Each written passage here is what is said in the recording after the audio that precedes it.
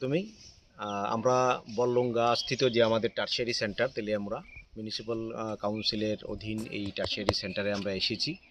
আগামী 26শে ফেব্রুয়ারি আমাদের রাজ্যের মাননীয় মুখ্যমন্ত্রী প্রফেসর ডক্টর মানিক সাহাজির হাত ধরে এই টারশিয়ারি সেন্টারের উদ্বোধন হবে।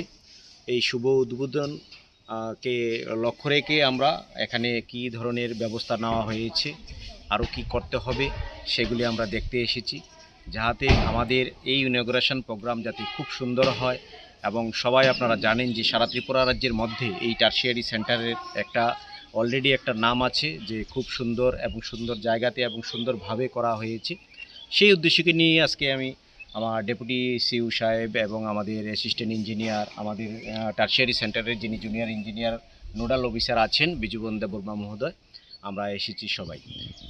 আমরা সমস্ত কিছু পর্যবেক্ষণ আমরা করেছি এবং সেই